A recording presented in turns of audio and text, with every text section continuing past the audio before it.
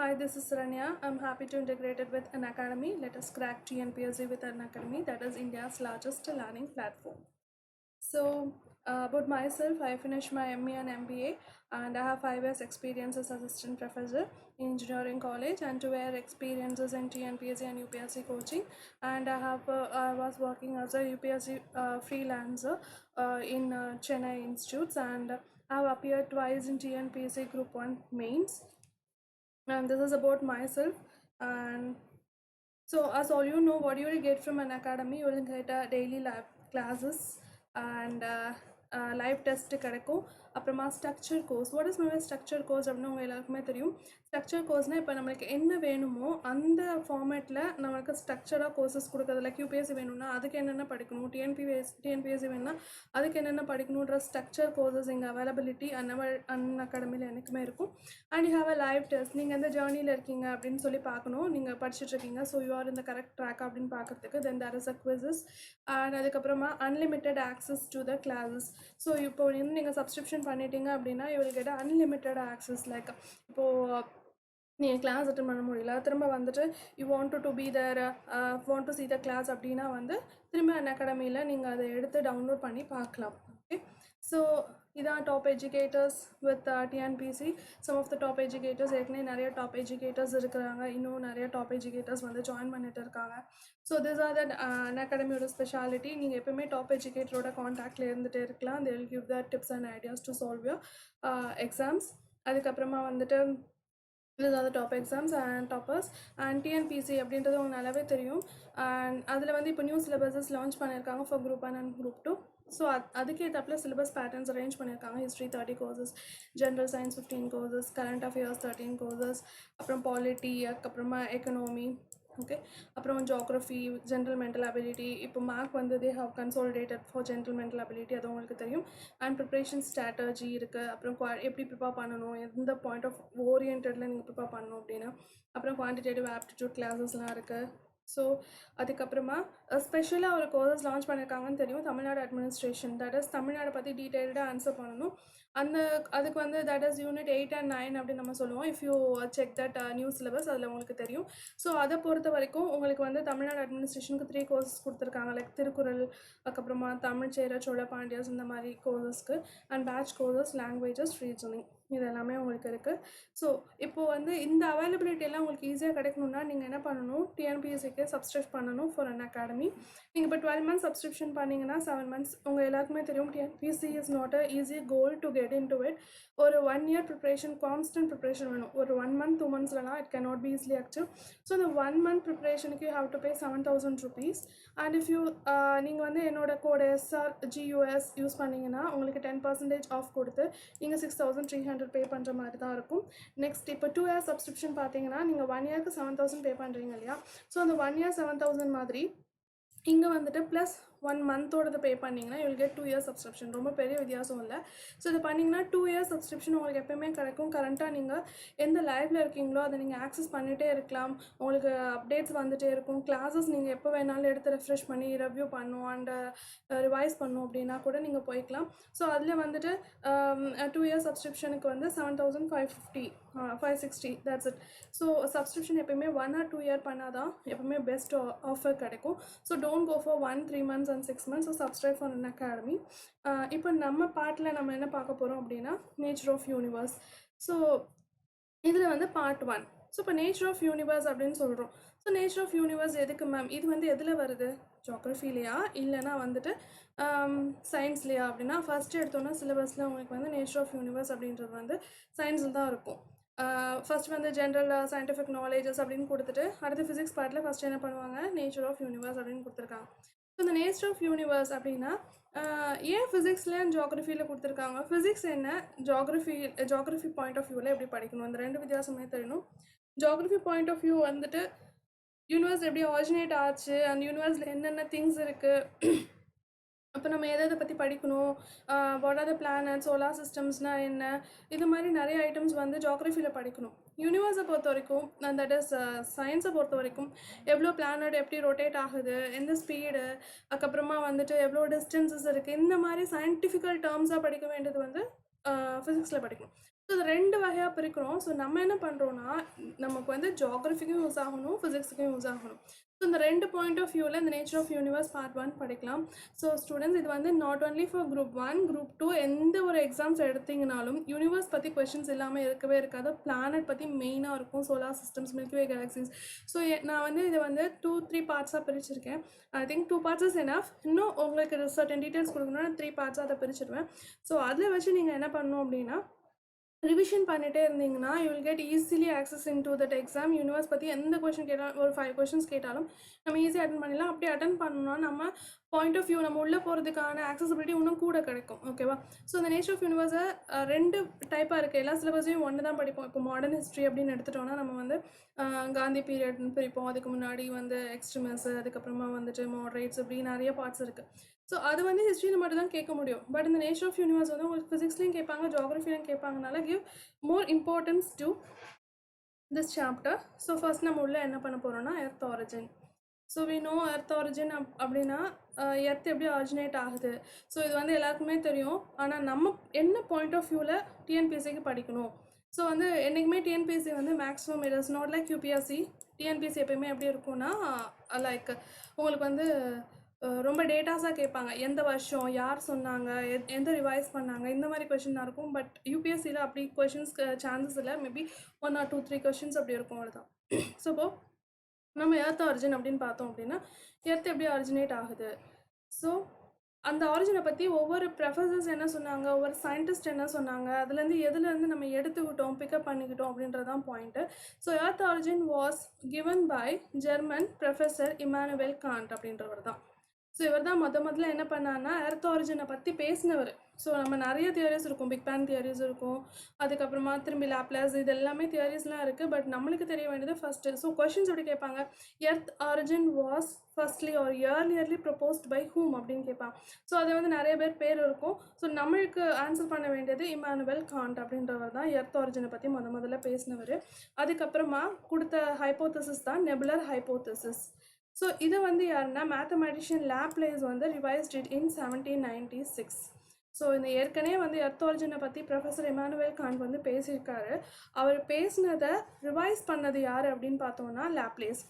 Okay, Laplace அப்படின்றவர் ஒரு theory கொடுத்தாரு. அதுக்கு பேர் என்னன்னா நெபுலார் ஹைப்போதசிஸ். ஸோ கொஸ்டின்ஸ் எப்படி கேட்பாங்க, nebular hypothesis was given by professor Immanuel காண்டா, இல்லை லாப்லாஸா, இல்லை வேறு 2 சயின்டிஸ்ட் பேர் கொடுத்து கேட்பாங்க. So you get confused. அதில் தெளிவாக இருக்கணும். ஹைப்போதசிஸ், நெபுலார் ஹைப்போதசிஸ் கொடுத்தது வந்து லாப்லாஸ். அவர் என்ன சொல்லியிருக்காரு, ஸோ இவர் வந்து எர்த் ஆரிஜின் அப்படின்றத வந்து சொன்னது இமானுவேல் காண்ட். இவர் என்ன சொன்னார்னா, planet were formed out of a cloud of materials associated with a youthful sun which was slowly rotating. Planet வந்து சும்மா சாதாரண பிளானட்னா என்னது, நம்ம எர்த்து, அதுக்கப்புறமா வந்துட்டு மாஸ், ஜூபிட்டர், அதெல்லாம் உங்களுக்கு ஜென்ரலாகவே சின்ன வயசு நம்ம படிச்சிருப்போம் இல்லையா. ஸோ இந்த planet were formed out of a cloud of materials. ஒரு cloud of materials என்னன்னா, இந்த மெட்டீரியல்ஸ் எல்லாம் க்ளவுடாக ஃபார்ம் ஆகி அசோசியேட்டட் வித் யூத்ஃபுல் சன் வந்து யூத்ஃபுல். ஆக்சுவலாக நம்ம இப்போ சன்னை தான் ரொட்டேட் பண்ணி, நம்ம இன்னும் டீட்டெயில்டாக படிப்போம், ரொட்டேட் பண்ணி தான் பிளானட்ஸ்லாம் போயிட்டு இருக்குது. And it's also rotating and revolving ரெண்டுமே நடக்குது. ஸோ அதாங்க யூத்ஃபுல் சன். ஒரு யூத்ஃபுல் சன்னை இப்போ சன்னுக்கு வந்து பாதி இயர்ஸ் முடிஞ்சு போச்சு நம்மளோட சன்னுக்கு. இது வந்து general theory about planet, not for earth. Okay, ஒரு யூத்ஃபுல் சன்னை சரௌண்ட் பண்ணுற ஒரு cloud ஆஃப் மெட்டீரியல்ஸ், அதுக்கு பேர் தான் நம்ம என்ன சொல்கிறோம்னா பிளானட் அப்படின்னு. பிளானட் ஃபார்ம் ஆகுது, இப்போ ஸ்லோலி ரொட்டேட்டிங், ரொம்ப ஸ்லோவாக ரொட்டேட் ஆகிட்டுருக்கு அப்படின்னு சொல்கிறாங்க. இதுதான் வந்து நெபுலர் ஹைப்போதசிஸோட ஃபார்மேட். ஸோ இது வந்து உங்களுக்கு not only for mains, group 1 ஃபிலிம்ஸ்க்கு மட்டும் யூஸ் ஆகாது, மெயின்ஸுக்கும் உங்களுக்கு ரொம்ப யூஸ்ஃபுல்லாக இருக்கும். So this is about the earth origin. அதுக்கப்புறமா ஒரு தியரி கொடுத்தாங்க. ப்ரீவியஸாக நான் சொன்னேன் இல்லையா, நெபுலார் ஹைப்போதசிஸ்ன்ற தியரி ஃபஸ்ட் தியரி, இதை ஞாபகம் வச்சுக்கணும். So nebular hypothesis is the first theory and second theory was given by acceleration theory, accretion theory. So இந்த தியரி அப்படி என்னன்னா, 4.6 பில்லியன் இயர்ஸ் அகோ, 4.6 பில்லியன் இயருக்கு முன்னாடி the solar system was a cloud of dust and gases known as solar nebula.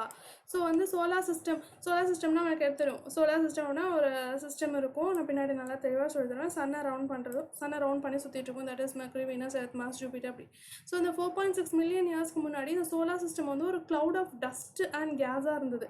அதுக்கு பேர் நம்ம என்ன சொன்னோம் அப்படின்னா சோலார் நெபுலா அப்படின்னு சொன்னோம். So earlier solar system was called as what அப்படின்னு கொஷின் கேட்பாங்க. that is called as solar nebula. So solar nebula அப்படின்னு நம்ம சொல்கிறோம். As a solar nebula begin to spin, இந்த சோலார் நெபுலா வந்து என்னாச்சு, சுற்ற ஆரம்பிச்சிருச்சு. இந்த கிராவிட்டி கொலாப்ஸ், ரொம்ப ஃபாஸ்ட்டாக சுற்ற ஆரம்பிக்கும் போது அந்த ஈர்ப்பு விசை என்ன ஆகுதுன்னா கொலாப்ஸ்ட் ஆகுது. the materials on itself and it formed the sun in the center of the solar system. நடுவில் ஒரு சன்னை ஃபார்ம் பண்ணி விட்டுடுது. ஸோ சோலார் நெபுலா வந்து வேகமாக சுற்ற அந்த cloud of material, cloud of dust, கேஸஸ்லாம் வேகமாக சுற்ற நடுவில் ஒரு சன்னை உருவாக்கிட்டு அது சுற்ற ஆரம்பிச்சிருது. when the sun is formed the remaining materials begin to clump. Sun form ஆனதுக்கு அப்புறமா மற்ற மெட்டீரியல்ஸ்லாம் என்ன ஆகுது, கிளம்ப் ஆகி வெளியில் அவுட்டர் ரிங்கில் சுற்ற ஆரம்பிக்குது. Smaller particles drew together bound by the force of gravity into the larger particle. சின்ன சின்ன பார்ட்டிகல்ஸ் எல்லாமே மெதுவாக சேர்ந்து லார்ஜஸ்ட் பார்ட்டிகலாக ஆகுது. ஸோ இதில் ரொம்ப ரொம்ப இம்பார்ட்டண்டான விஷயம் என்னென்னா, இந்த solar winds swept away lighter elements such as hydrogen and helium from the closer region. So hydrogen and ஹீலியமாக இருக்கிறத இப்போ ரொம்ப லைட்டாக இப்போ காற்றடிச்சிச்சுன்னு வச்சுக்கோங்களேன், தூசிலாம் என்ன பண்ணிடும், வெளியில் போயிடும். ஸோ அப்படி அந்த மாதிரி இது என்ன பண்ணுது, மற்ற ஐட்டம்ஸ்லாம், அதாவது லைட்டர் ஐட்டம்ஸ்லாம் வெளியில் தள்ளிட்டு கொஞ்சம் ஹெவியான ஐட்டம்ஸை வச்சுது தனக்கு பக்கத்தில். So winds swept away lighter elements such as hydrogen and helium from the closer regions, அதுலேருந்து தள்ளி வச்சிருது. ஸோ இதுதான் அந்த solar nebula. So accreditation theory அப்படின்னா எவ்வளோ இயருக்கு முன்னாடி ஃபார்ம் ஆகுதுன்னு கேட்கலாம். 4.6 பில்லியன் இயர்ஸ் ஆகும். அதுக்கப்புறமா வந்து ஒரு க்ளவுட் ஆஃப் டஸ்ட்டை நம்ம சோலார் நெபுலான்னு சொல்கிறோம். அது ரொம்ப ஃபாஸ்ட்டாக சுற்றி தன்னோட கிராவிட்டியை இழந்து நடுவில் ஒரு சன்னை ஃபார்ம் பண்ணுது. ஸோ அந்த சன்னை ஃபார்ம் பண்ணோன்னா மற்ற மெட்டீரியல்ஸ்லாம் பிகின் டு கிளம்ப் அப், அப்படி வெளில கிளம்ப் ஆகுது. ஸோ ஸ்மாலர் பார்ட்டிகல்ஸ் எல்லாமே சேர்ந்து என்ன பண்ணுது, லார்ஜர் பார்ட்டிகல்ஸாக மாறுது. இந்த solar winds swept away the lighter elements. So ஏற்கனவே வந்து நல்லா கவனிங்க, ஏற்கனவே குரூப் 1ல கேட்ட question, which are the lighter element அப்படின்னு சொல்லிட்டு ஹைட்ரஜன், ஹீலியம், அதுக்கப்புறம் இன்னும் 2 ஹைட்ரஜன், அப்புறம் இன்னும் 3 கேஸஸ் கேட்டிருந்தாங்க. ஸோ இதில் தான் உங்களுக்கு ஹிண்ட் இருக்குது. லைட்டர் எலிமெண்ட்ஸ் அப்படின்னு டேரெக்டாக இங்கே கொடுத்துட்டாங்க, ஹைட்ரஜன் அண்ட் ஹீலியம் அப்படின்னு சொல்லிட்டு. ஸோ இந்த ஒரு பாயிண்ட் படிக்கிறோன்னா அதில் வந்து என்ன கொடுத்துருக்காங்கன்றத டெப்த்தாக படித்தா தான் ஃபிலிம்ஸில் ஆன்சர் பண்ண முடியும். அண்ட் மெயின்ஸுக்கு வந்து உங்களுக்கு இந்த ஸ்டோரி தேவைப்படும். So accretion, state about the accretion theory, ஜியோகிரஃபியில் கேட்கலாம். Accretion theory and explain about the formation of solar system அப்படின்னு கேட்டாங்கன்னா இதுதான் சொல்லணும். அண்ட் இதை நான் சொல்லி முடிச்சிட்டேன். அதுக்கப்புறமா என்னென்னா crust and core formation. So earth அப்படின்றது வந்து earth rocky core formed first when heavy elements collided and born together. ஸோ நம்ம இவ்வளோ நேரம் பார்த்தது சோலார் சிஸ்டம், ஒரு நெபுலா இருக்குது, அது நடுவில் சன் இருக்குது, அதுக்கப்புறம் பார்ட்டிகல்ஸ் ரவுண்டாக இருக்குது, அதுக்கப்புறமா வந்துட்டு என்ன ஆகுது அப்படின்னா லைட்டர், ஹீலியம் அதெல்லாம் வெளியே தூக்கி எரிஞ்சிருது அப்படின்னு சொல்லி பார்த்தோம். Earth's rocky core first formed when heavy elements collided and bounded together. எர்த்தோட அந்த கோர் எப்படி ஃபார்ம் ஆகுது, நம்ம எர்த்துக்கு வந்து நமக்கு தெரியும் இல்லையா. ஸோ இங்கே க்ரஸ்ட்டு, கோரு, மேண்டலு அதெல்லாம் நமக்கு ஜியோகிரஃபியில் பார்க்கலாம். So earth rocky core formed first when heavy elements collided and bounded together. Collided ஆகி பவுண்டடாக டூகெதர் அப்படி ஒன்றாகுது, இடிச்சு அப்படி ஆகுது. ஸோ இப்போ நம்ம எர்த்தில் வந்துட்டு நம்மளுக்கு தெரியும் இல்லையா. ஸோ எர்த் இப்படி இருக்குது, நான் சும்மா வரைகிறேன். ஸோ எர்த்தில் வந்துட்டு நிறையா there is a pits and holes இருக்கும். ஏன் அப்படின்னா எர்த்தும் இதே மாதிரி தான், பிளானட்ஸ்லாம் ஒன்றோட ஒன்று மோதி தான் அதோட ஆர்பிட் பாத், நான் சொல்கிறேன் ஆர்பிட் பாத் என்னன்னு சொல்லி, அதோட பாத்தில் சுற்றிட்டு இருக்கு. ஸோ அது மட்டும் கிடையாது, அது ஆஸ்ட்ராய்ட், மெட்ராய்ட்ஸ் இப்படி நிறைய விஷயங்கள் இடிச்சு தான் எர்த்து வந்து இட்ஸ் நாட் அ பிளெயின் சர்ஃபேஸாக இருக்காது இல்லையா. எர்த்து வந்து there is a டிக்ஸ் இருக்கும், நிறைய கோர்ஸ் இருக்கும், இந்த மாதிரி இருக்குது. ஸோ ஏன் அந்த ஃபார்மேஷன்னா ஆஸ்ட்ராய்ட், மெட்ராய்ட்ஸு, எர்த் பிளானட்டும் மோதி பல மில்லியன் காலத்துக்கு முன்னாடி மோதி இருந்திருக்கலாம். ஸோ அந்த ஹோல்ஸ், அந்த பித், அந்த இடத்துல வந்து என்ன ஆகுது, எர்த் வந்து its hottest ball. Earth formation அப்போ சொல்கிறேன், ஹாட்டஸ்ட் பாலாக இருந்தப்போ, சன் இப்போ ஹாட் பாலாக இருக்குது, அப்போ அது ஹாட்டஸ்ட் பாலாக இருந்தப்போ அதுக்கப்புறம் கொஞ்சமாக அதோட ஹீட் தணிஞ்சு அது என்னாச்சு, சில்னஸ் உண்டாச்சு. அதுக்கப்புறமா கேஸஸ்லாம் எவாப்ரேட் ஆகி கொஞ்சமாக ரெயின் ஃபார்மேஷன் ஆச்சு. ஸோ இந்த ரெயின் ஃபார்மேஷன் என்ன ஆச்சுன்னா இந்த பிட்ஸில் வந்து ஃபில் ஆச்சு, கொஞ்சமாக வாட்டர்ஸ் ஃபில் ஆகி இப்போ நம்மளுக்கு இருந்து 70%, நியர்லி 72% ஆஃப் என்ன இருக்குது, எர்த்தில் வந்து வாட்டர் இருக்குது. So this is form due to the அந்த அவங்க கொலைட் ஆன டைமில் உண்டான விஷயங்கள் தான். அதுதான் earth rocky core formed first when a heavy elements collided and bounded together. இடிச்சு அந்த கோர் வந்து ஃபார்ம் ஆச்சு. Dense materials hang to the centre. என்னாச்சு, எப்பயுமே வந்து ஒரு தண்ணியில் வந்து தூக்கி கல்ல போட்டிங்க அப்படின்னா முதல்ல என்ன ஆகும், டென்ஸ் மெட்டீரியல் கீழே போயிடும், லைட்டர் மெட்டீரியல் தான் மேலே இருக்கும். அதே மாதிரி தான் இங்கே டென்ஸ் மெட்டீரியல்ஸ் எல்லாம் என்னாச்சுன்னா சேர்ந்து சென்டரில் போயிடுச்சு. இந்த லைட்டர் மெட்டீரியல்ஸ் கிரியேட்டட் த க்ரஸ்ட். அதனால தான் இன்னும் வந்துட்டு நம்ம தரை இருந்தது அப்படின்னா நம்ம விளையாடும் போது சின்ன வயசில் வந்து குழி தோண்டி விளையாடுவோம் இல்லையா, மண் நம்ம தோண்ட மண் வந்துடும். ஆனால் இன்னும் அடியில் போகும்போது சாதாரண குச்சியோ இல்லை நம்ம யூஸ் பண்ண ஐட்டம்ஸோ இட்ஸ் நாட் யூஸ்ஃபுல். ஏன்னா அது வந்து ரொம்ப வந்து ஹெவியாக அது என்ன சொல்கிறது, ரொம்ப ஹெவி எலிமெண்ட்ஸால் மேட் பண்ணப்பட்டிருக்கும், ரொம்ப டென்சராக இருக்கும். இது மாதிரி லைட்டாக நம்மளால் என்ன பண்ண முடியாதுன்னா எடுக்க முடியாது. ஸோ அதனால தான் நான் என்ன சொல்கிறேன், ஃபஸ்ட்டு கோர் நம்மளுக்கு தெரியும். மேலே வந்து க்ரஸ்ட் இருக்கும். ஜென்ரலாக சொல்கிறேன், இப்போ நான் கிளாஸ் எடுக்கும்போது சொல்கிறேன். மேலே வந்து க்ரஸ்ட் இருக்கும், அதுக்கப்புறம் மேண்டல் இருக்கும், அதுக்கப்புறமா கோர் இருக்கும். ஓகே, ஸோ இந்த லேயர்ஸ் தான் என்னென்னா ஃபார்மேஷன்ஸ் ஆஃப் எர்த்து க்ரஸ்ட், எர்த்தோட அந்த லித்தோஸ்பியர் அந்த இது மேட் பண்ண வச்சுருக்கோம் அப்படின்னு நம்ம சொல்லுவோம். The planet magnetic field probably formed around this time. So அப்படி டென்சர் மெட்டீரியல் கீழே போக தான் அந்த மேக்னெட்டிக் ஃபீல்ட், அதாவது டென்ஸ் மெட்டீரியல்ஸ் எல்லாம் கீழே இருந்து அந்த magnetic field, that is north pole and south pole சொல்லுவோம் இல்லையா. North and south pole formation எப்படின்னா, நம்ம எப்பவுமே எங்கள் கோரில் தான் நம்ம மேக்னெட்டிக் ஃபீல்டு இருக்கும்னு நம்மளுக்கு தெரியும். இந்த மேக்னெட்டிக் ஃபீல்டுனால தான் எர்த்தோட ரொட்டேஷன்ஸ் நடந்துகிட்ருக்கு, கிராவிட்டி ஃபோர்ஸஸ் எல்லாமே இருக்குது. அந்த இதுக்கு காரணமானது அந்த கோர். அதில் இருக்க அந்த டென்சஸ்ட் மெட்டீரியல் லைக் அயன், நம்ம படிப்போம் இல்லையா, நிக்கல், அயன், இது எல்லாமே. ஸோ இந்த டென்ஸ் மெட்டீரியல்ஸ் வந்து கோரில் கேப்சர் ஆயிடுச்சு. Gravity capture some of the gases that made up of planets early atmosphere. So gravity என்ன பண்ணுச்சு, some of the gases that is made up of planet early அட்மாஸ்பியரை வந்து கிராவிட்டி வந்து capture பண்ணி வச்சுக்கிச்சு. ஸோ இப்படி தான் நாட் ஒன்லி ராக்கோட எர்த்தோட ராக்கி மெட்டீரியல்ஸ் எல்லா பிளானட்டோடையும் டென்சர் மெட்டீரியல்ஸ் உள்ளே போய் லைட்டர் மெட்டீரியல்ஸ் அவுட்டரில் இருக்கும். அந்த ஃபார்மேஷன்ஸ் வந்து எல்லாமே இடித்து ஒன்னோட ஒன்று இணைஞ்சு அந்த ஃபார்மேஷன்ஸ் இப்படி நடந்திருக்கும். ஓகே, நெக்ஸ்ட் வந்து it left only heavy rocky materials to create planet like earth. அது என்ன பண்ணுச்சு, லைட்டர் மெட்டீரியல்ஸ்லாம் அப்சர்வ் பண்ணிவிட்டு கொஞ்சம் ஹெவியாக இருக்க மெட்டீரியல்ஸை தான் என்ன பண்ணுச்சு, எர்த்தாக ஃபார்ம் பண்ணுறதுக்கு அந்த கிராவிட்டி அலோவ் பண்ணுச்சு. By farther away the solar wind has less impact on lighter element allowing them to collapse into a gas giant. So அந்த சோலார் மெட்டீரியல்ஸ் தள்ளி விட்டதுக்கு அப்புறமா அந்த லைட் மெட்டீரியல்ஸ் எல்லாமே என்னாச்சுன்னா குட்டி குட்டியாக ஃபார்ம் பண்ணி கேஸ் ஜெயிண்ட்டாக ஃபார்ம் ஆகிடுச்சு. In this way planet, moon, asteroid, comet etcetera இது எல்லாமே வந்து இந்த மாதிரி தான் கிரியேட் ஆச்சு. Okay, so this is the formation of crust and core and earth and other planet எப்படி ஃபார்ம் ஆச்சுன்ற தியரி இது மட்டும்தான். ஸோ இப்போ நான் ஏற்கனவே சொன்னேன் இல்லையா, crust, core எல்லாமே. ஸோ இங்கே பார்த்தோன்னா இதான் crust அண்ட் இது மேண்டல், இது ஃபுல்லு மேண்டல். அதுக்கப்புறமா இது outer core and inner core அப்படின்னு சொல்லுவோம். டெம்பரேச்சர்ஸ் வேரியாக இருக்கும். ஸோ 200 கிலோமீட்டர்ஸ் அப்படிம்போம். இது வந்துட்டு சாலிட், இது எப்படி இருக்கும் அப்படின்னு கொஷின்ஸ் கேட்பாங்க. இது வந்துட்டு மோஸ்ட் வந்து crust வந்து அப்பர் மோஸ்ட் சாலிட், இது வந்து நம்ம லித்தோஸ்பியர் அப்படின்னு சொல்லுவோம். லித்தோஸ்பியர்னால் 2 வரும், crust and upper most, upper mantle, அது ரெண்டுமே. ஸோ மேண்டல்னால் ஒன்றும் இல்லை, நம்ம வேல்கனோஸ் அப்போ வெளியில் வரும்ல, அதுதான் மேண்டல். அதுக்கப்புறமா லித்தோஸ்பியர் crustனா நம்ம மண், களிமண், அதுக்கப்புறம் கொஞ்சம் வாட்டரோட சேர்ந்தது எல்லாமே crust, கொஞ்சம் மினரல்ஸும் அவைலபிளாக இருக்கும். மேண்டல் போயிட்டோன்னா ஃபுல்லுமே மோல்டன் ஸ்டேஜில் தான் இருக்கும். ஸோ நம்ம அந்த பிளேட்ஸ் இருக்கும், லித்தோஸ்பியர் பிளேட் இருக்கும். That is 7 major plates in world அப்படின்னு நம்ம சொல்லி படிப்போம், ஜியோகிரஃபியில் படிக்கலாம். அந்த பிளேட்டுக்கு இடையில இருக்கிற gap, that is different boundaries இருக்குது, கன்வர்ஜன் பவுண்ட்ரிஸ், அதுக்கப்புறமா வந்து டைவர்ஜன் பவுண்ட்ரிஸ்லாம் நிறையா இருக்குது. அந்த பவுண்ட்ரிஸ் கேப்பில் வந்து ஃபார்ம் ஆகி வெளியில் வர்றது தான் அந்த எர்த்து குவாக், அதுக்கப்புறமா மேண்டல்ஸ் வெளியில் வர்றது. இதெல்லாமே வந்து due to this earth plate movement அப்படின்னு நம்ம சொல்லுவோம். அந்த பிளேட் மூவ்மெண்ட் அப்படின்றது இந்த மேண்டில் தான் நடக்கும். எர்த்தோட பிளேட் வந்து மேண்டில் மேலே ரெஸ்ட்டாக இருக்கும். ஸோ அந்த மேண்டில் வந்து கேப், அந்த பிளேட்டு கேப் இருந்துச்சுன்னா அந்த நம்ம ஒரு தண்ணி கொதிக்குது, அதை மூடி வச்சுருக்கோம் அப்படின்னா வந்து கம்ப்ளீட்டாக மூடி வச்சுருப்போம். அந்த மேண்டில் ரொம்ப கொதிக்கிற நிலமையில் வந்தது, இல்லை பிளேட் கொஞ்சம் நகர்ந்துச்சுன்னா இந்த கொதிக்கிற தண்ணி வெளியில் வர சான்சஸ் இருக்கிற மாதிரி தான் எர்த்து குவாக் அப்போது பிளேட் நகரும்போது இந்த மேண்டில் பொங்கி ஏன்னா வேல்கனோஸாக ஃபார்ம் ஆகி வெளியில் வரும். ஓகே, ஸோ இந்த இன்னர் கோர் அப்படின்றது like not it is a completely சாலிட்னு சொல்ல முடியாது, லிக்விட்னு சொல்ல முடியாது. டாப் லேயரை வந்து லிக்விட்னு சொல்லுவாங்க, கீழே இருக்கிறது வந்து solid. And it is mainly reason for the magnetic field that is acquire இந்த எர்த்தில் இருக்க அந்த மேக்னெட்டிக் ஃபீல்டுக்கு ரீசனே இந்த கோர் தான் அப்படின்னு சொல்லி இது பண்ணாங்க. டோட்டல் 6178 கிலோமீட்டர்ஸ் வந்து அங்கே தான் வந்து கோர் இருக்குது அப்படின்னு சொல்லி ஃபவுண்ட் அவுட் பண்ணியிருக்காங்க. This the creation of core crust in the earth.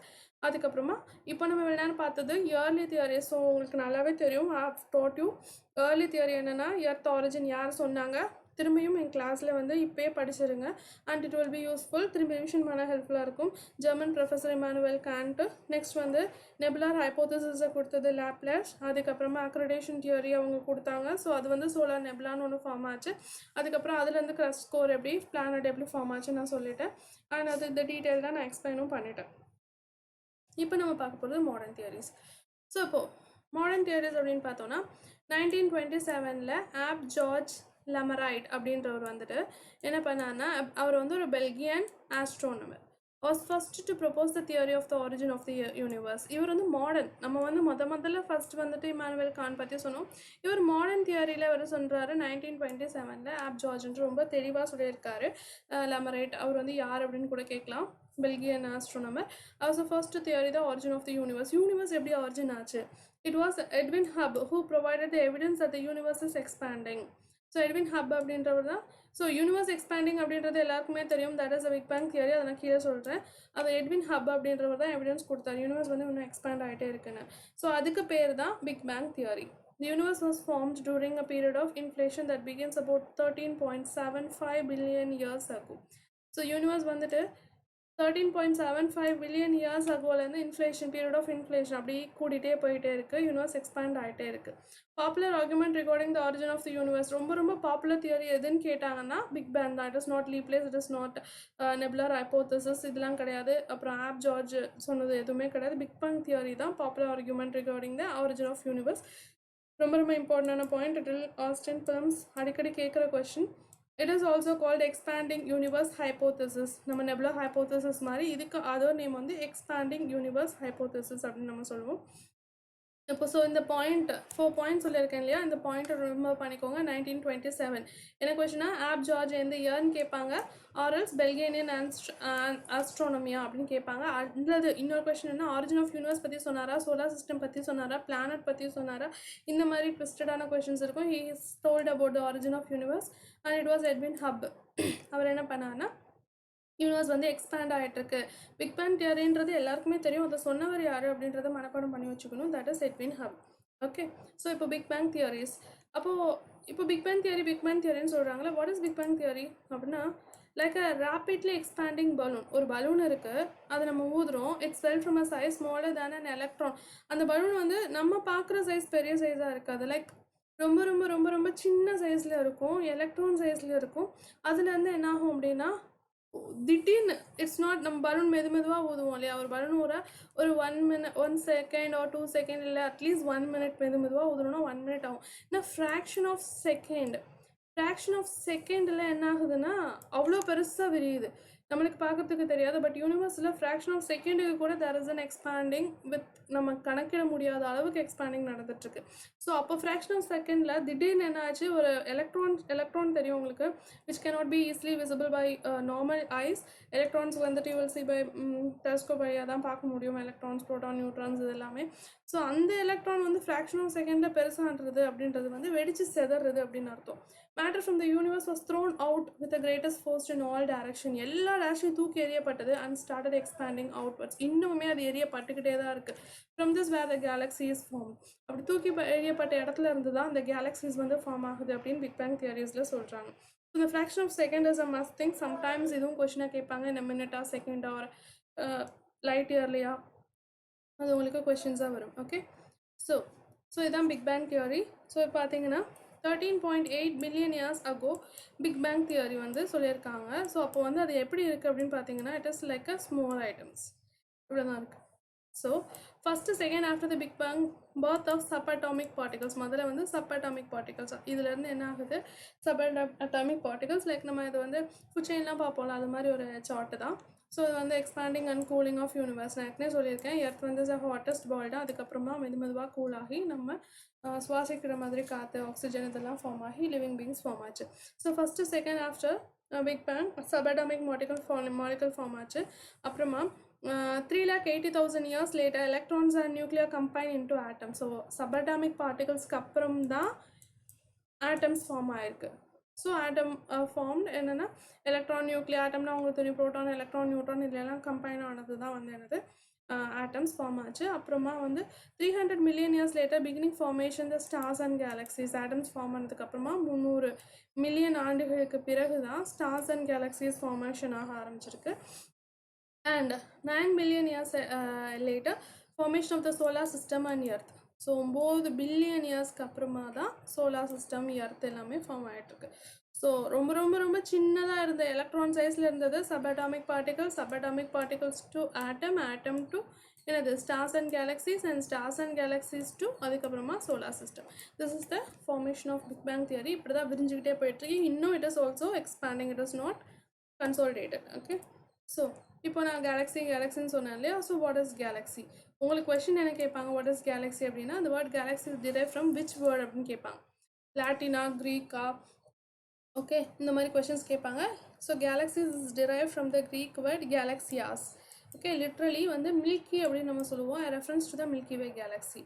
நம்ம வந்து மில்கி வே ரெப்ரசன்ட் பண்ணுறதுக்காக மில்கி அப்படின்னு சொல்கிறோம். Galaxy is system.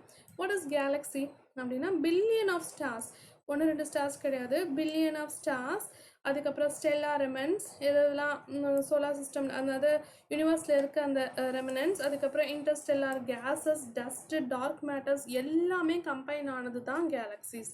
So galaxy அப்படின்னா ஸோ சாய்ஸஸ் எப்படி கேட்கலாம், பில்லியன் ஆஃப் ஸ்டார்ஸ் கேட்கலாம், ஏ ஆப்ஷன். அப்புறம் பி ஆப்ஷன் வந்து ஸ்டெல்லார் ரெமனன்ஸ், அடுத்து இன்டர்ஸ்டெல்லார் கேஸு, சி ஆப்ஷன் கேட்கலாம், ஆல் டோவோ அப்படின்னு கொடுப்பாங்க. ஸோ it's not only about billion of stars, அப்புறம் stellar, interstellar, dust, dark matters, இது மாதிரி எல்லாமே கம்பைன் ஆனதுக்கு பேர் தான் ஒரு galaxy. So the milky Way is the galaxy that contain our solar system. So இப்போ ஒரு கேலக்ஸி இப்படி இருந்ததுன்னா திஸ் இஸ் கேலக்ஸின்னு வச்சுக்கலாமே. ஸோ இந்த கேலக்ஸியில் நம்ம மில்கி வே வந்து ஒன் ஆஃப் த கேலக்ஸி. இது மாதிரி நிறையா millions and millionses of galaxies இருக்கும்.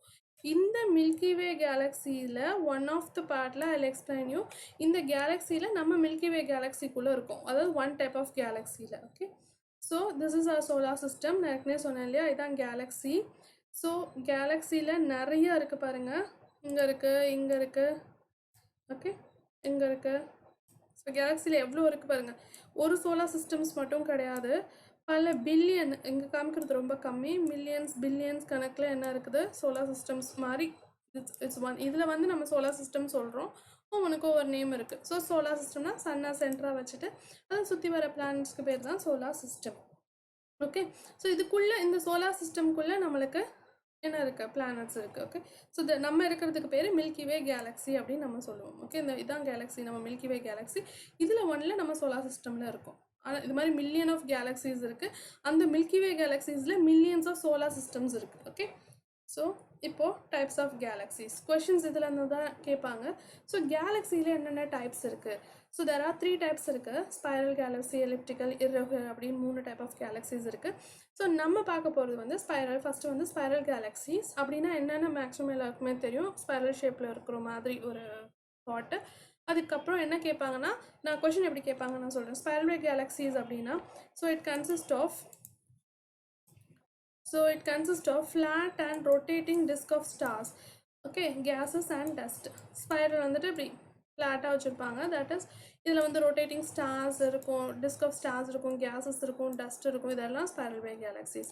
It has a central concentration of stars known as bulge. Central concentration of ஸ்டார்ஸ்க்கு பேர் என்ன பேருன்னா பல்ஜ். இதான் கொஸ்டின் கேட்பாங்க. Central concentration of stars in spiral galaxies are called as central or else bulge or else ending, இப்படி ஏதாவது ஒன்று கேட்பாங்க. ஸோ பல்ஜுன்றது நம்மளை ஈஸியாக ஐடென்டிஃபை பண்ண முடியாது, நம்ம படித்தா மட்டுமே தான் அதுக்கு ஆன்சர் பண்ண முடியும். ஸோ ஸ்பைரல் கேலக்ஸிஸ் அப்படின்றது வந்துட்டு it has a central bulge அப்படின்றது central concentration of stars known as bulge. அதுக்கப்புறம் இதில் வந்து milky Way and Andromeda are the spiral galaxies. So 2 galaxies இருக்குது. ஸ்பைரல் வே கேலக்ஸியோட எக்ஸாம்பிள்ஸ் என்னென்னா மில்கி வே கேலக்ஸியும் ஸ்பைரலாக தான் இருக்கும், ஆண்ட்ரோமெடா கேலக்ஸியும் ஸ்பைரலாக தான் இருக்கும். ஸோ இதுதான் எக்ஸாம்பிள். நான் அடுத்த கொஸ்டின் கேட்குறத சொல்கிறேன். அடுத்து நான் ஏற்கனவே சொன்ன மாதிரி elliptical galaxies. So elliptical galaxies வந்து ரொம்ப ரொம்ப important. It consist of older stars with fewer gases. பழைய ஸ்டார்ஸாக வச்சுருக்கிறதுக்கு பேர் எலிப்டிக்கல் கேலக்ஸிஸ். அது எப்படி இருக்கும்னா இப்படி இருக்கும். ஸோ இதான் எலிப்டிக்கல் கேலக்ஸி. பார்த்தீங்கன்னா நல்லா தெரியும் உங்களுக்கு எலிப்டிக்கல் வே. ஸ்பைரல் ஏற்கனவே நம்ம மில்கி வே கேலக்ஸி நான் உங்களுக்கு முன்னாடியே காமிச்சேன் இல்லையா, இதுதான் வந்துட்டு spiral galaxy. So it consist of older stars. இதில் வந்து என்னென்னு பார்த்தீங்கன்னா ரொம்ப பழைய ஸ்டார்ஸாக தான் இருக்கும். And it Messier 89 galaxy is elliptical galaxy. என்னது மெசியர் 89, இதை நம்ம மக்கப் பண்ணி தான் ஆகணும். Because it is not a frequently used term. Frequently use டேர்ம்னா கேலக்ஸினா நான் ஆன்சர் பண்ணலாம். மில்கி வே கேலக்ஸி நம்மளோட கேலக்ஸி, ஆண்ட்ரோமெடா கூட நிறைய பேர் கேட்டிருப்பீங்க. அண்ட் இந்த மெசியர் 89 வந்து நிறைய பேர் கேட்டிருக்க மாட்டீங்க. இட் இஸ் அன் எலிப்டிக்கல் கேலக்ஸியோட எக்ஸாம்பிள் ஃபைண்ட் அவுட் பண்ணுது. அடுத்து வந்து irregular galaxies. So they are youthful galaxies with more dust and gases. So வந்துட்டு இந்த irregular galaxies நல்லா பார்த்துக்கோங்க. It is a youthful and it is a older and it is mediumனு வச்சுக்கலாம். Okay, so irregular galaxies, youthful galaxies with more dust and ஸோ யூத்ஃபுல்லாக இருந்தால் நிறைய டஸ்ட் கேஸஸ் இருக்கும். அதே வந்து கொஞ்சம் கொஞ்சம் க்ரோ ஆனால் அது கிளம்பாகி என்ன ஆகும், இட் மே ஃபார்ம் பிளானட்ஸு, இது மாதிரி ஆஸ்ட்ராய்ட் மெட்ராய்ட்ஸ் மாதிரி நிறைய ஃபார்ம் பண்ண ஆகும். This can make them very bright. யூஸ்ஃபுல்லாக இருக்கிறது எப்பயுமே என்ன நல்லா பிரைட்டாக தான் இருக்கும். அண்ட் அது இயர்ஸ் பாஸ் ஆக நான் சொல்கிறது ஸ்டார்ஸ் என்ன ஆகும் நான் சொல்கிறேன், it becomes dark. Okay, so இதுக்கு எக்ஸாம்பிள் வந்து லார்ஜ் மெலானிக் cloud அப்படின்னு சொல்லுவோம். Magellanic cloud is an example of irregular galaxies. ஸோ இதில் 3 types of questions கேட்கலாம். ஃபர்ஸ்ட் வந்துட்டு கேலக்ஸி ஸ்பைரல் கேலக்ஸிஸ்னு கொடுத்துட்டு வந்து ஃபர்ஸ்ட் வந்து எக்ஸாம்பிள் ஒரு ஹைஃபன் கொடுத்துட்டு இதுக்கு வந்து லார்ஜ் மெக்லானிக் cloudன்னு கொடுக்கலாம். அதுக்கப்புறமா வந்துட்டு எலிப்டிக்கல் கொடுத்துட்டு மில்கி வே கேலக்ஸி சூஸ் ஒன் கரெக்டாக 2 கரெக்டானா ரெண்டுமே தப்பு. ஸ்பைரல் வே கேலக்ஸினா மில்கி அண்ட் ஆண்ட்ரோமெடா தான் எக்ஸாம்பிள். எலிப்டிக்கல் கேலக்ஸினா மெஸ்ஸியர் 89 தான். irregular கேலக்ஸினா லார்ஜர் மெக்லானிக் cloud தான். ஓகே, ஸோ இதை மட்டும் நல்லா தெளிவாக தெரிஞ்சு வச்சுக்கணும். அப்புறம் இன்னொரு டைப் ஆஃப் கொஸ்டின்ஸ் வந்து எலிப்டிக்கல் வந்து ஓல்டர், irregular வந்துட்டு எங்கர் அப்படின்னு சொல்லி கேட்பாங்க. தட்ஸ் மீடியமாக அப்படின்லான்ற கொஷின்ஸ் வராது. ஸோ இதை நீங்கள் கேர்ஃபுல்லாக படித்தா தான் ஆன்சர் பண்ண முடியும். This is the 3 types of important galaxies. அதுக்கப்புறமா வந்து universe materials made up of. So யூனிவர்ஸோட மெட்டீரியல்ஸ் வந்து மேடப் ஆஃப் அப்படின்னு பார்த்தோன்னா ஆரம்ப காலத்தில் universe was made up of energy. So எனர்ஜியால் மேட் பண்ணப்பட்டிருக்கு. அதுக்கப்புறம் some of this energy set into particles which assemble into lighter atoms like hydrogen and heliums. So some of the energy என்ன பண்ணுது, ஃபார்ம் ஆகி பார்ட்டிகலாக ஃபார்ம் ஆகி லைட்டர் ஹைட்ரஜன் அண்ட் ஹீலியமாக ஃபார்ம் ஆகுது. And அதுக்கப்புறம் this atoms group into galaxies. அவ்வளோதான் first energy. So இது வந்து எப்படி கேட்கலாம் அப்படின்னா உங்களுக்கு வந்து அசெண்டிங்கோட டிஸ்டிங்கோட கேட்கலாம். எனர்ஜி, அதுக்கப்புறமா வந்துட்டு என்ன ஆகுது, பார்ட்டிகல்ஸாக இருக்குது. அதுக்கப்புறமா பார்ட்டிகல்ஸ் எல்லாம் சேர்ந்து என்ன ஆகுது, ஆட்டம்ஸ் ஆகுது. அண்ட் ஆட்டம்ஸ் எல்லாம் ஏற்கனவே சொன்ன பிக் பேங் தியரியில். அதுக்கப்புறம் அதெல்லாம் சேர்ந்தாகுது என்ன ஆகுது, குரூப்ஸ் இன்டு கேலக்ஸிஸ். அதுக்கப்புறம் தென் stars and all other elements. Okay, the star, planet and galaxy that can be detected. நம்ம கண்ணில் பார்க்கக்கூடிய அந்த ஸ்டார், பிளானட், கேலக்ஸிஸ் எல்லாமே வெறும் 4% ஆஃப் த யூனிவர்ஸ் மட்டும்தான். நம்ம 4% ஆஃப் யூனிவர்ஸோடது மட்டும்தான் பார்க்குறோம். இன்னும் 96% of the universe cannot be understand. இதுதான் பிக் பேங் தியரிலையும் சொல்கிறாங்க. ஒரு சின்ன சப்அட்டாமிக் ஆட்டம்ஸ், அதுக்கு மேலே வந்துட்டு ஆட்டம்ஸ் ஃபார்ம் ஆகுது, அதுக்கு மேலே எலிமெண்ட்ஸ் ஃபார்ம் ஆகுது, அதுக்கு மேலே வந்து கேலக்ஸிஸ், சோலார் சிஸ்டம்ஸ் ஃபார்ம் ஆகுது, அதுக்கப்புறமா வந்து ஸ்டார்ஸ், பிளானட்ஸ்லாம் ஃபார்ம் ஆகுது. இதே தான் பேசிக், இதை தவிர வேறு எதுவுமே கிடையாது. அப்போ உலகம் வந்து யூனிவர்ஸ் ஆரிஜினேட் ஆகும்போதே எனர்ஜி தான் இருந்திருக்கு. அந்த எனர்ஜி தான் செட் இன்டு பார்ட்டிகல்ஸாக மாறி இருக்கு. ஓகே, அந்த பார்ட்டிகல்ஸ் திரும்பி ஆட்டம்ஸ், திரும்பி கேலக்ஸிஸ், தென் ஸ்டார்ஸ். ஸோ இப்படி ஃபார்ம் ஆக தே ஃபார்ம். ஆனால் நம்ம கண்ணுக்கு தெரிஞ்சது visible is only 4%. Okay, so அதை தாண்டி நம்மளுக்கு எதுவுமே தெரியாது. அண்ட் 96% வந்துட்டு இட் இஸ் இன்விசிபிள். ஓகே, இது இம்பார்ட்டண்டான பாயிண்ட்டு. So don't forget. இது கூட கொஸ்டின் கேட்கலாம். ஒன்லி 9%, 4% மாற்றி 9% சொல்லலாம், இல்லை 10%, இல்லை 96% of visible and 4% is not visible. அஸ்ட்ரானமர்ஸ்க்கு தெரியாமல் இருக்குது, 4% பற்றி தெரியல அப்படின்னு மாற்றி கூட கொடுக்கலாம். So don't get confused in it. Universe is made up of materials of 4% தான் நம்மளுக்கு தெரியும், மற்றது நம்மளுக்கு தெரியாது. அடுத்து gravitational lensing. Okay, so what is gravitational lensing? The new measurement technique called gravitational lensing confirmed the ages of universe and strength of dark energy. ரெண்டுமே. So நல்லா படிக்கிறவங்க ஒரு பாயிண்ட் படிப்போம், ஏஜ் ஆஃப் யூனிவர்ஸ் அப்படின்றத படிச்சிடுவோம். ஆனால் ஸ்ட்ரென்த் ஆஃப் டார்க் எனர்ஜி பற்றி விட்டுடுவோம். So the gravitational lensing அப்படின்றது வந்து ஒரு யூனிவர்ஸ்க்கு இந்த ஏஜ் ஆஃப் யூனிவர்ஸ்க்கு வயசு எவ்வளோ ஆகுது, அந்த டார்க் எனர்ஜி இன்னுமே நம்மளை கண்டுபிடிக்க முடியாத ஒரு பெரிய விஷயம். அண்ட் இருக்குன்னு தெரியும், பட் நம்மளால் அதை ஐடென்டிஃபை பண்ண முடியல. அண்ட் அந்த dark energy, the dark holes, இந்த மாதிரி ஸ்ட்ரென்த்தை அவங்க டிட்டர்மைன் பண்ணுறதுக்காக இந்த கிராவிடேஷனல் லென்சிங் யூஸ் பண்ணுறாங்க. Dark energy is responsible for accelerating expansion of the universe. நம்ம சொல்கிறோம் இல்லையா, Big bang theory by Edward Hubble அவர் தான் வந்து சொன்னார். அண்ட் இந்த டார்க் எனர்ஜி இது வந்து responsible for the acceleration expansion of the universe. ஏதோ ஒரு எனர்ஜி தானே நம்மளை, நான் ஏற்கனவே சொன்னேன் இல்லையா, எனர்ஜி தான் பார்ட்டிகல்ஸ் தான் ஆட்டம்ஸ் தான் கேலக்ஸிஸ் தான் ஸ்டார்ஸ், பிளானட்ஸ் எல்லாமே. அண்ட் அந்த எனர்ஜி, அந்த டிவிஷன், அந்த அந்த ஆட்டமாக ஃபார்ம் ஆகிறதுக்கு, அந்த சப்அட்டாமிக் பார்ட்டிகல்ஸ் வந்து ஆட்டமாக ஃபார்ம் ஆகிறதுக்கு ஒரு எனர்ஜி இன்ஃப்ளூயன்ஸ் ஃபோர்ஸ் எக்ஸ்பேண்ட் ஆகி வெட்டிக்கிறதுக்கு ஒரு ஃபோர்ஸ் காரணமாக இருக்குது அப்படின்னா அது dark energy. And the dark energy responsible for accelerating expansion of the universe.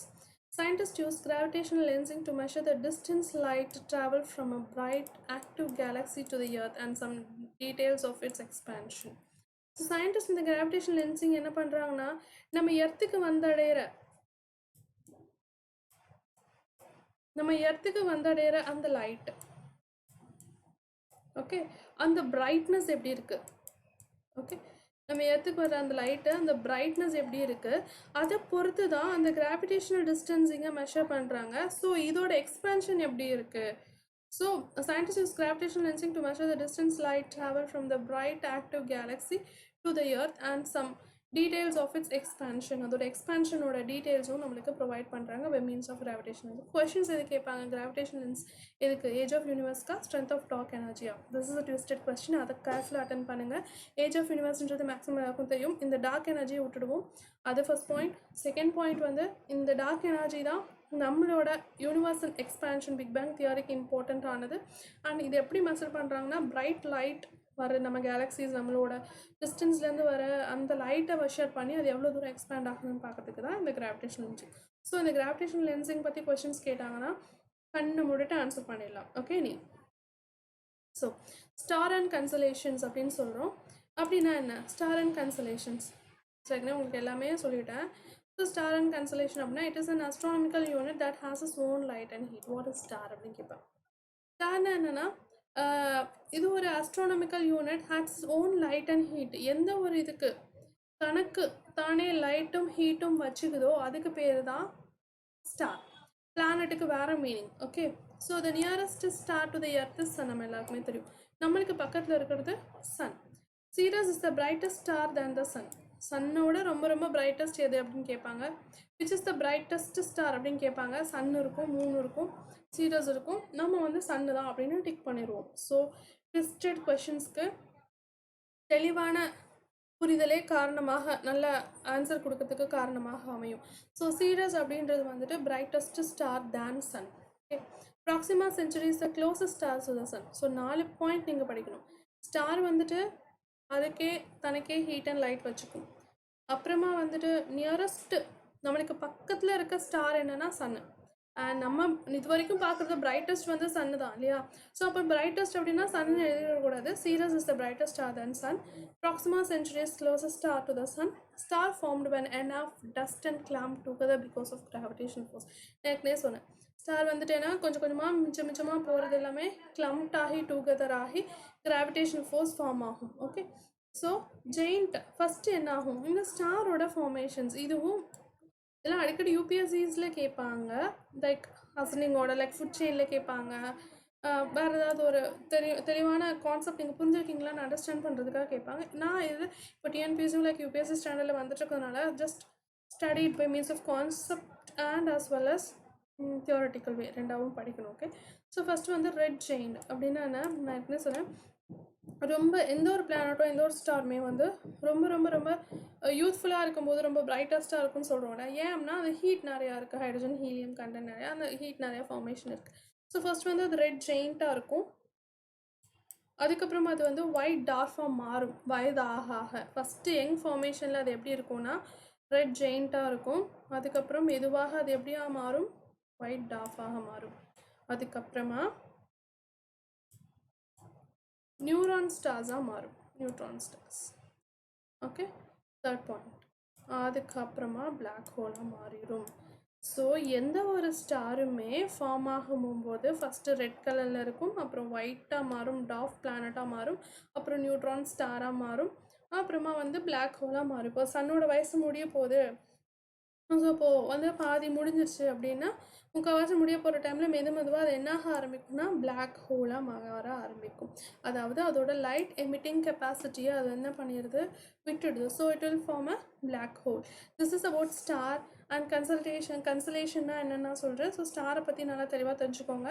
It has is own light and heat. It is nearest to the earth. அது வந்து என்னதுன்னா சன்னு. அதுக்கப்புறம் சீரியஸ் அப்படின்றது ரொம்ப பிரைட்டஸ்ட் ஆனது. ப்ராக்சிமா சென்ச்சுரி வந்து closest to the son.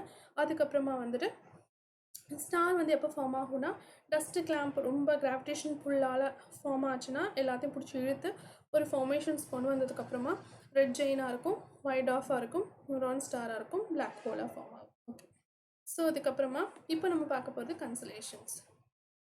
Okay, so it is a group of stars formed particular shape in the sky. Okay, நம்ம சின்ன வயசுலலாம் வானத்தில் பார்த்தோன்னா நிறைய ஸ்டார்ஸ் இருக்கும் இல்லையா. நம்ம வந்துட்டு ரிலேட் பண்ணி பார்த்தோன்னா பாரு பியர் தெரியுதுன்னு சொல்லுவாங்க, பாரு இந்த லைட் எரியுற மாதிரி, பாரு ஒரு பர்சன் உட்காந்துருக்க மாதிரி இருக்குது பாரு, அப்படி நம்ம நம்மளே ரிலேட் பண்ணிக்கிறதுக்கு பேர், ஸ்டார்ஸை இன்டர்லிங்க் பண்ணி கனெக்ட் பண்ணுறதுக்கு பேர் தான் கன்ஸ்டலேஷன் அப்படின்னு நம்ம சொல்கிறோம். ஸோ அஃபிஷியலாக ஓகே 88 கன்சல்டேஷன்ஸ் இருக்குது, கன்ஸ்டலேஷன் இருக்குது. அதில் வந்து இது யார் கொடுப்பாங்கன்ற கொஷின்ஸ் கேட்பாங்க. இன்டர்நேஷ்னல் அஸ்ட்ரானமிக்கல் யூனிட் இன் 1929. ஓகே, இன்டர்நேஷ்னல் அஸ்ட்ரானமிக்கல் யூனிட் தான் 1929 வருஷம் இதை வந்து ரெப்ரசன்ட் பண்ணி கொண்டு வந்தது. ஓகே, 1929 என்ன சொன்னாங்க, இன்டர்நேஷ்னல் கன்சலேஷன் சொன்னாங்க. 88. ஸோ இதுலேருந்து 3 கொஷின் கேட்கலாம். அஃபிஷியல் கன்சலேஷன் எத்தனை? 88. அது யார் சொன்னாங்க அப்படின்னா international astronomical unit.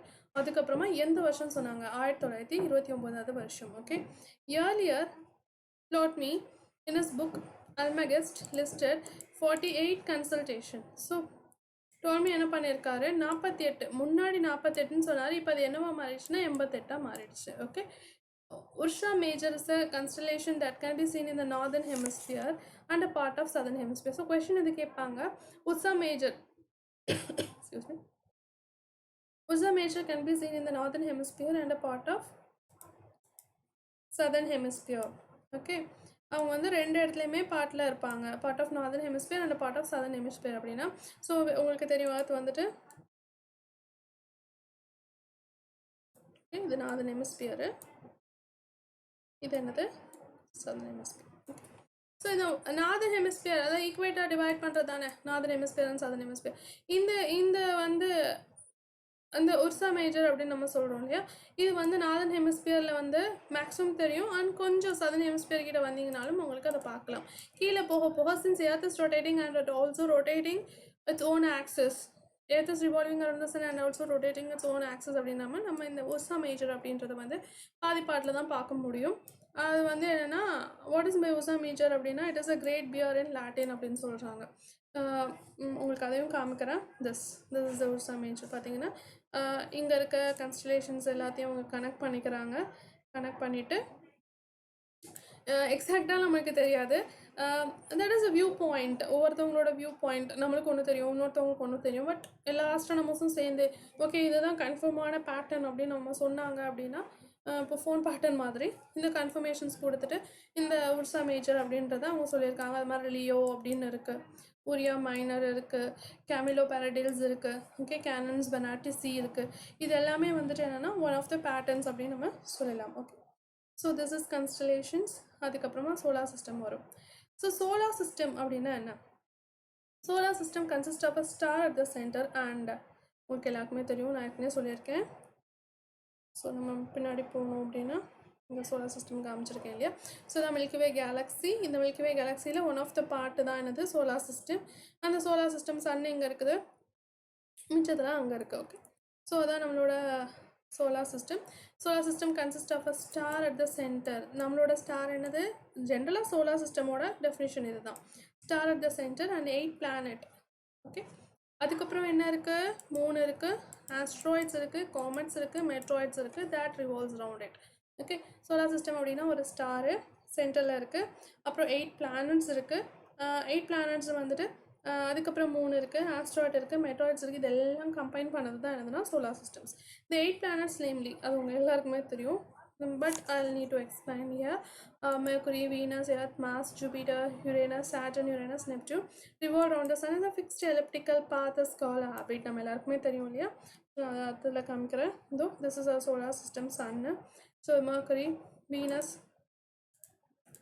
Earth, Mars, Jupiter, Saturn, Uranus and Neptune. Okay, this is a solar system. பார்த்தீங்கன்னா இந்த மெர்க்குரிக்குன்னு ஒரு பாத் இருக்குது இல்லையா, இதான் மெர்க்குரியோட பாத்.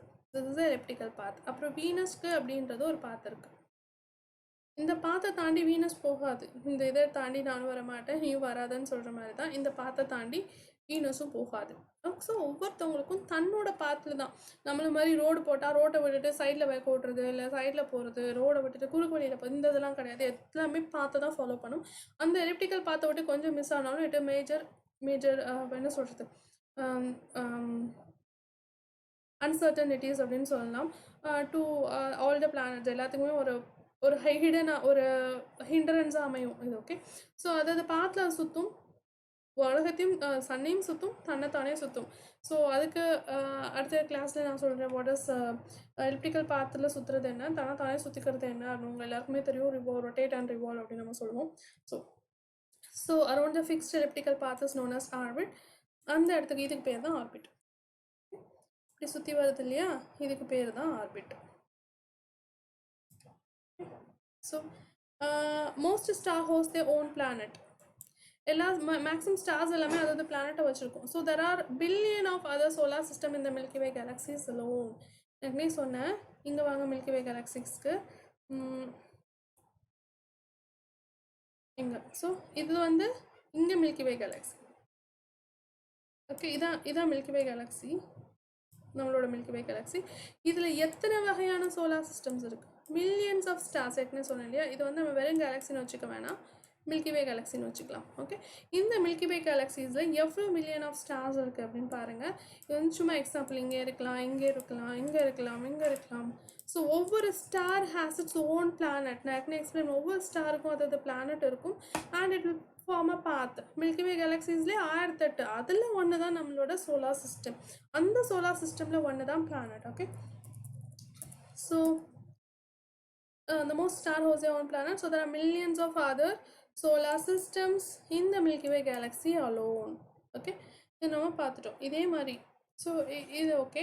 ஸோ இதுக்கப்புறம் இது இங்கே ஒரு சோலார் சிஸ்டம் கூட இருக்கலாம், இதை சுற்றி ரிவால்வேஷன் இருக்கலாம், இதை சுற்றி ரிவால்வேஷன்ஸ் இருக்கலாம். there is lot of things to learn in solar systems.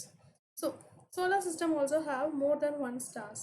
Solar சிஸ்டமில் ஒரு ஸ்டார் தான் இருக்கணும் அப்படின்ற அவசியம்லாம் கிடையாது. It has a one star அப்படின்னு சொல்லலாம், more than one star. This are call binary star system. அப்படி மோர் தென் இருந்ததுன்னா அதுக்கு பேர் பைனரி ஸ்டார் சிஸ்டம் அப்படின்னு ரெப்ரசன்ட் பண்ணுவோம். If there are 2 stars or multi star system, if there are 3 or more star, then it is called as binary star system.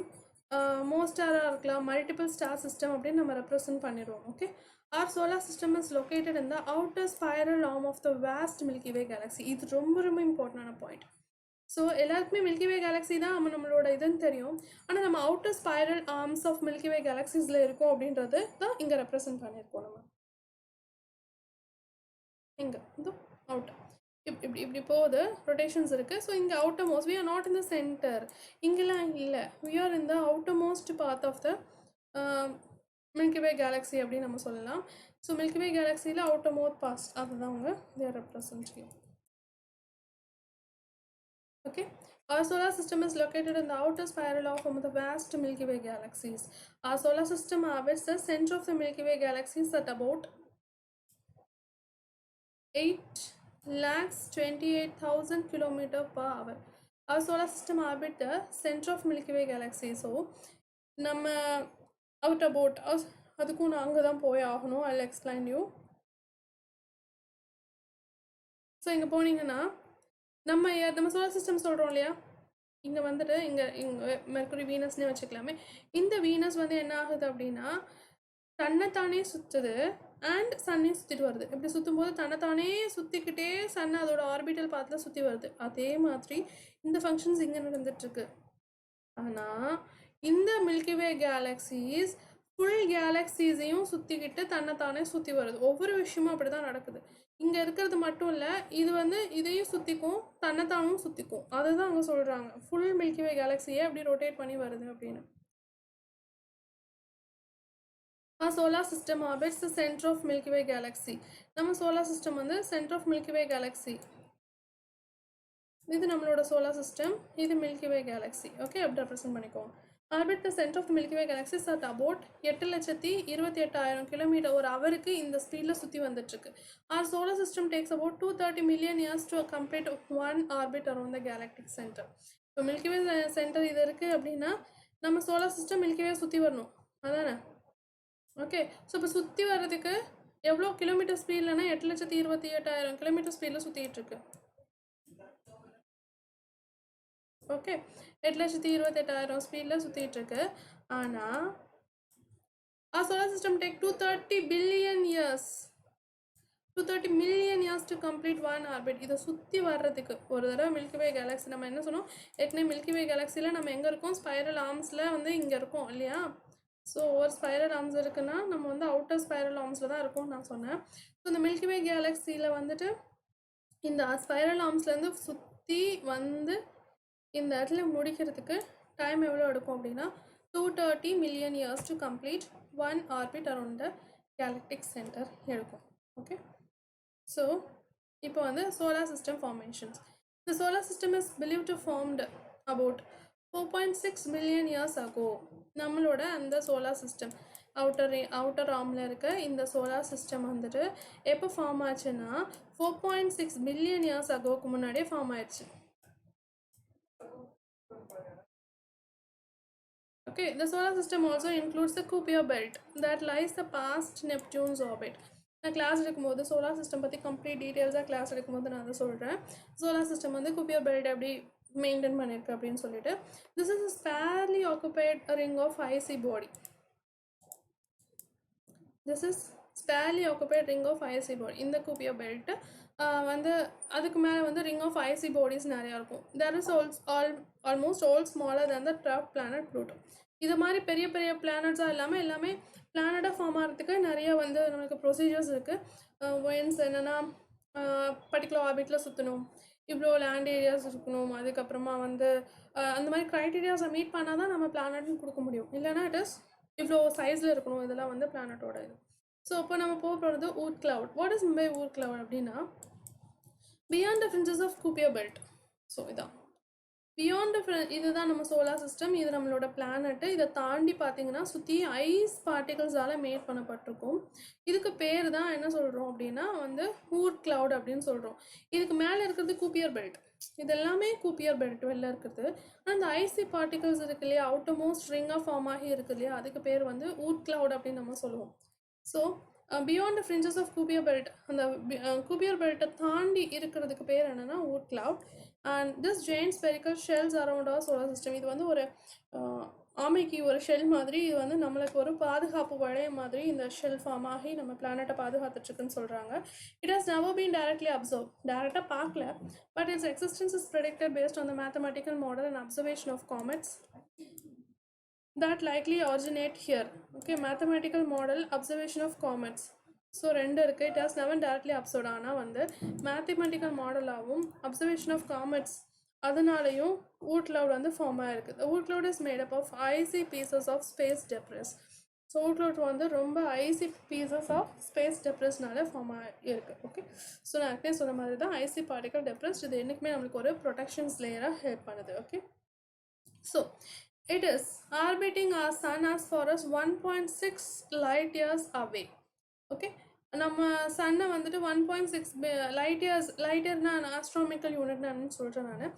அந்த அளவு rotate ஆகிட்டுருக்கு அவையா. Okay, the shell of material is thick. அந்த shell ரொம்ப திக்காக இருக்குது. Extending from 5,000 astronomical unit to 1 lakh astronomical unit. அது வழியாக வந்து திக்னஸ் இருக்குது. அந்த இது சொன்னேன்ல ஊர் கிளவுட் அதோடது. ஸோ ஆஸ்ட்ரானமிக்கல் யூனிட் என்ன, இது அடிக்கடி கேட்குற question. What is astronomical unit? It is a distance between from the sun to the earth. சன்னுக்கும் எர்த்துக்கும் எவ்வளோ டிஸ்டன்ஸ் இருக்கோ அதை டிஸ்கிரைப் பண்ணுறதுக்கு பேர் தான் astronomical unit. Or about 150 million kilometres. Okay, so இதுதான் ஆஸ்ட்ரானமிக்கல் யூனிட். கொஷின்ஸ் கேட்டாலும் distance between the sun and எர்த்தா, சன் அண்ட் மூனா, அதுக்கப்புறமா என்னென்னு கேட்கலாம், சன் அண்ட் இன்னொரு சோலார் சிஸ்டமோட தான் அப்படி கேள்வி கேட்டாங்கன்னா astronomical unit business distance between the sun and the earth. Okay, The Oort cloud is the boundary of the sun's gravitational influences where orbiting object can turn around and return closer to our sun. The Oort cloud is the boundary of the sun gravitational influences. Sunnoda gravitational influence oda boundary தான் Oort cloud. Okay?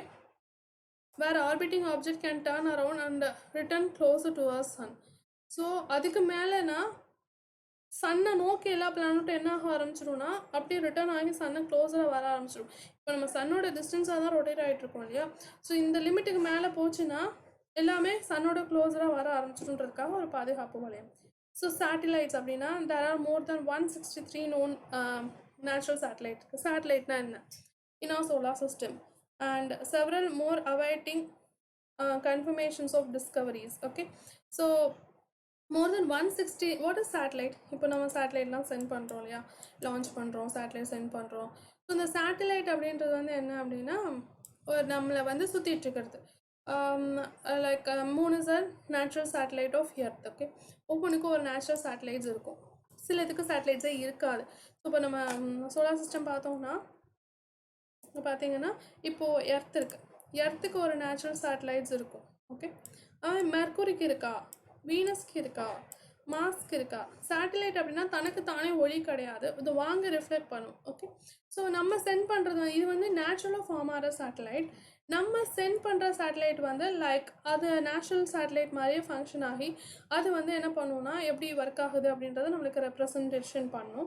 So அது வந்து there are more than 163 known natural satellite in our solar system and several awaiting confirmations of discoveries-காக இன்னும் எதுக்கெல்லாம் satellite சான்றிதழ் கொடுக்கலாம் அப்படின்றதுக்காக wait பண்ணிட்டு இருக்காங்க.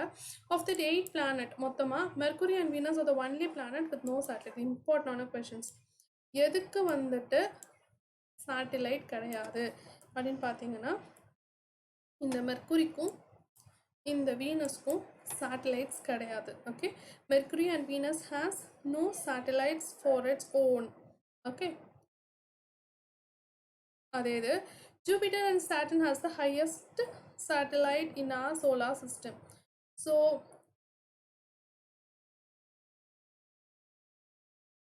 இங்கே பார்த்தீங்கன்னா ஜூபிட்டர்